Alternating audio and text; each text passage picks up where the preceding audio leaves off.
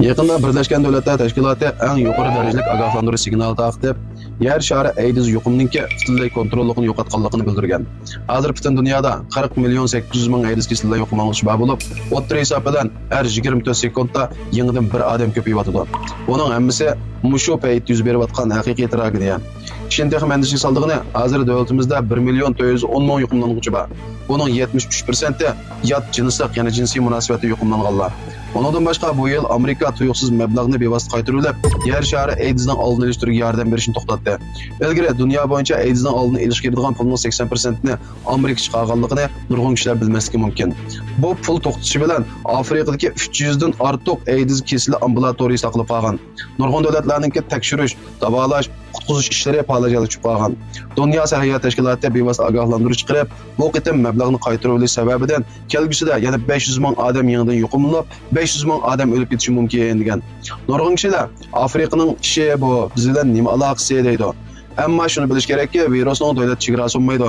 Odam davlat olib yo'tkalsa, virus shunga ergishib yo'tkiladi. Hech qanday bir davlat o'zi bilan bo'lmaydi. Davlat ichidagi sonliq ma'lumotlarga qaraydigan bo'lsak, hozir 1 million 410 ming yuqumlanuvchi bor bo'lib, har yili yangidan 88 ming yaqin yuqumlanuvchi ko'paygan. Bu son yilga yetib AIDS kasali zot qanchalik xatarlik. Oddiy qilib aytsak, har bir odamning badanida bir yurish immun sistemasi bor bo'lib, bu odamning sog'lomligini qo'g'dag'anlik barobar. AIDS virusi bo'lsa, maxsus immun sistemasiniki bosh hujayrasini o'ldiradi. Bosh hujayra o'lib bo'lgandan keyin butun immun sistemasi palajalik tushib qilib, hammasi qadin chiqadi. Bu virus odamni bevosita o'ldirmaydi, lekin u badanning qarishlik kuchini butunlay yo'qotadi. Bu chaqda odatdagi zukam, bir qitimliq yallig'lanish, bir qitimliq kichik yuqumlanish qatorliqlarning hammasi odamning jinini alalaydi. Nurg'un kishilarda yana mundaq bir cho'ng xato qarash bor bo'lib, AIDS kasalining tarqalishi odamni qo'rqitadi. Qo'l elishib ko'rishish, quchoqlashish, tomoq yeyish, pash chiqish qatorliqlarning hammasi yo'qot deb qaraydi. Amaliyotda AIDS kasalining haqiqiy tarqalish yo'li faqat jinsiy munosabatni tarqalish, qondan tarqalish, ondan baliq tarqalish iborat 3 xil bo'ldi. Odatdagidek kundalik uchrashishda bu intan %100 bexatar bo'lib, ansirashning hojati yo'q. Hozir yuqumlanganlar sonining bag'ansir ko'payib ketishining sababi chunki hozir mutlaq ko'p sondagi yuqumlanishni odatdagi kishilarningki shu bir qitimliq ta'lay sinab, mudofialanmaslikka keltirib chiqargan.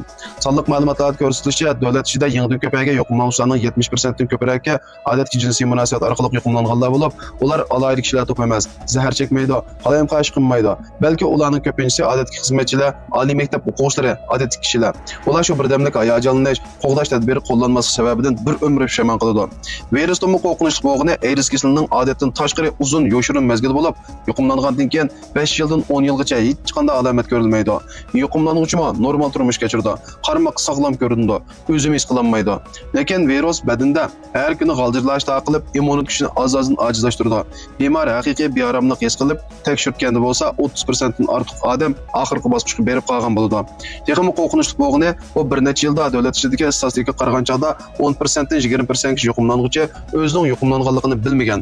Ular normal ijtimoiy aloqa qilib, normal turmush kechirib, o'zini bilmagan ahvolasida davomli virus tarqatgan. Mana bu AIDSning saqlanaman debmi, saqlanig'ini bo'lmaydigan tarafi. Nurg'un kishilar yana hozir meditsina shu taraqqiy qilgan tursa, AIDS kasalini cho'qim davolig'ini bo'ldi. Uning bundoq qo'rqib ketishining hojati yo'q deb qaraydi. Darvaqa aynida chet eldagi bir qismlar davlatimizdagilarning avlodidan bo'lgan olimlar, ya'ni mushu kokteyl orqali bilan davolash usulini kashf qilgan. AIDS kasalining o'lish nisbini zo'r darajada to'balatib, saqaymas kasaldan kontrol qilg'ini bo'lgan ast xarakterli kasalga aylangan. Cho'ng nurg'un kishilar hushyorlikni bo'shashtirib, ishqilib davolab saqaytqini bo'ldi deyishgan. Bu eng ajalli xato qarash. Ya'ni kontrol qilg'ini bo'lganligi hargizmi davolab saqaytqini bo'lganligini kerak bermaydi. Birinchidan, umrvoyat dori yeyish bir kunmi to'xtatmas kerak. Chunki dorini to'xtatgandan keyin virus darhol qaytib portlaydi. Ikkinchidan, yil bo'yi dori yeyish jigar va buyrakni davomli ziyon uchiradi. Uchinchidan, dori chidamliqchilik paydo bo'lib qolsa, davomli dori almashtirish to'g'ri keldi. Almashtirilgan dori bo'lmasa, shu o'limdan boshqa yo'l yo'q. Chunki bu saqlash emas, balki bir umr kechiktirib ijro qilish, bir umr kasallikda yashash. Ta'lay sinash psixikasidan bekerak yerginishga qasddan yo'shirish bo'lib, yaqinda Joyjang o'lkasi yangi belgilama chiqarib, HIV bayqalgan aman jo'risiq bevosita uqtirish qilib, yo'shirish vaqtini uzartmaslik kerak degan. Chunki bir odamning shaxsiyatchiligi va sukut qilishi 3 avlod odamni, ya'ni bir oilani vayron qildi. Qonundimi to'y qilishdan ilgari ig'ir kasalni yo'shirganlar o'linish bekaqisi bo'ldi, yuqumlanganligini bilib turib qasddan tarqitish, qasddan zaxmlantirish kirdi va jinoiy javobgarlik tarqildi deb belgilangan. Lekin qonun eng oxirgi chek, yuqumlanib bo'lganda ziyon allaqachon kelib chiqqan bo'ldi. Odamning eng ishini og'irtligini yoshlarning sonliq ma'lumoti bo'lib, 15 yoshdan 24 yoshgacha bo'lgan har yili yangidan 3000 dan ortiq yuqumlanuvchi ko'payayotgan bo'lib, buning ichida 87% maktabda o'qiyotgan oliy maktab o'quvchilari. Bir qitimliq hayajon, bir qitimliq ta'lay sinash, bir qitimliq bari-birining badliga 20 boshlab bir umr dori yeb, bir umr AIDS kasalligiga o'tishga majbur bo'ldi. Amaliyotda qo'limizda kam narsa jonni qutqizadigan usul. Tanarq to'ban, unumli kuchlik, xatarli qilmishlardan burun oldin elishni qalblashtirish kerak. Yo'qolmish xavfini 99% dan ko'proq to'valtish kerak.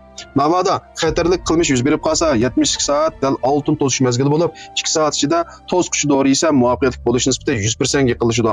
72 soat ichida dorini yeb bo'lgandan keyin yo'qolishning oldini olish muvaffaqiyatli bo'lish nisbati 95% nashidi. Butun musobaqada gondonni to'g'ri ishlatganda to'sish nisbati o'xshashlam 95% nashidi. Qo'g'nish usullarining hammasi bor. Usullarning hammasi oshkora.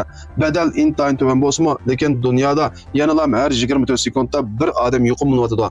Odamni haqiqiy mag'lub qildig'ini azaldan virus emas. Virus odam badanidan ayrilib bir necha minutlar o'ladi. Yuqori temperaturdan, dezinfeksiya suyidan qo'rqadi. Intayin ojiz. Haqiqiy vayron bo'lishning sababi insonning tabiati. Yana hamma odamda bo'ladigan talaysnash psixikasi. Meni bundan nasbasmaydi degan xato tuyg'u, kasal ekanligini bilib turib qasdan yo'shirgan shaxsiyatchilik. Bu xalqaro yordamning uzilib qolishi asosiy qatlamsh baholarini taqlib qilishdek reallik. Bu maydon AIDS'dan mudofialanish urushi meditsina quttirib qo'ymagan. Aksicha bexastalik, talaysnash va inson tabiatiga ochko'zlik va sukut kutirib qo'ygan.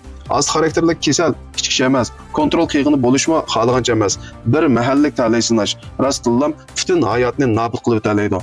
Bundaqda bu qitim qitimiz inshaalloh oxirlashdi. Yoqtirgan bo'lsangiz bir tal yurak berib meni qetib oling. Texnik yaxshi bo'lgan mazmunlarni sizlarga davomli yo'llab turaman.